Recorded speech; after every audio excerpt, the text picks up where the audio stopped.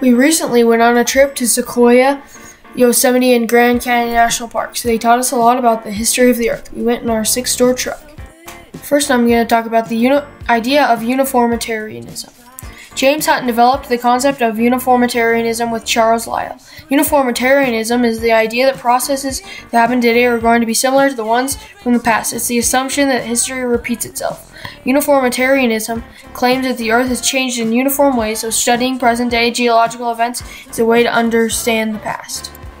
Next thing I'll be talking about is the law of superposition. The law of superposition is a major principle of stratigraphy, stating that within a sequence of layers of sedimentary rock, the oldest layer is at the bottom and the layers are progressively younger with the ascending order. Nicholas Steno was a Danish scientist who formulated the hypothesis for the law of superposition. How do unconformities affect our understanding of history? Building up the knowledge of the law of superposition, we can run into unconformities. On some occasions, deformation may have caused the crust to tilt, perhaps to the point of overturning them. If the erosion has blurred the record by removing substantial portions of deformed sedimentary rock, it may not be clear which edge of a given layer is the original top and which is the original bottom. An unconformity is a contact between two rock units where the top layer is older than the bottom layer. Understanding unconformities, how they are formed, and where they occur is an important part of the learning the geologic history of a region. Putting this into focus, we can see how unconformities help scientists better study geology. These three things help us determine Earth's age and history, and can help scientists learn about Earth's age and history and how to tell the age of rocks.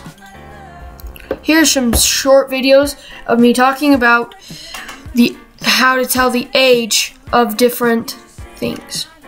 This is a giant sequoia tree that started growing in AD 923. This means that this tree has been around for 1,100 years, and so you can tell how old it is with all the leaves around it. And if you count it right now, you'll be able to count 1,100 years. A slab from the stump of a giant sequoia tells the story of fire and survival.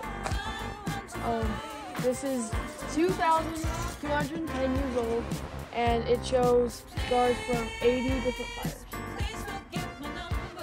Step 1.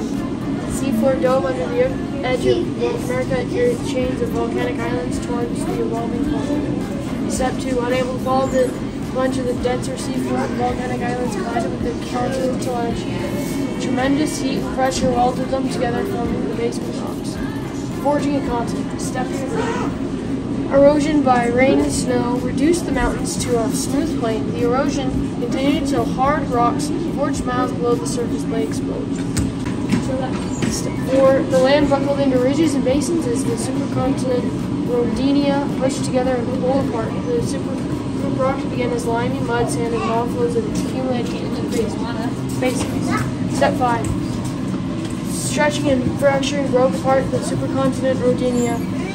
Supergroup rocks tilted in miles long blocks along these fractures. Step 6. The supergroup rock ridges eroded quickly, leaving only scattered remnants.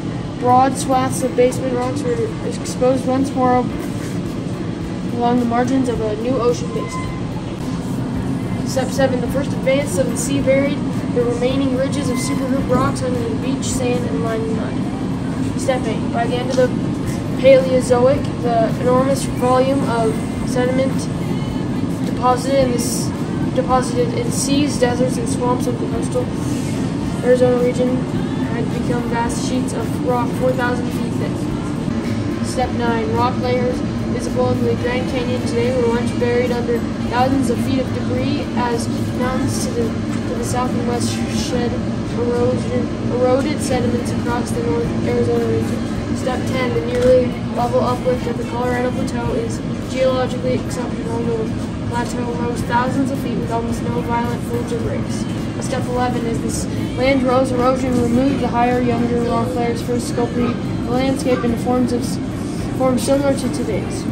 5 million years ago, the Colorado River established its modern course, flowing into the Gulf of California and actively eroding Grand Canyon. Step 13. Over the last few million years, the active volcanoes poured lava into the Western Canyon, ponding the Colorado River Creek. The river quickly scoured the lava dams away.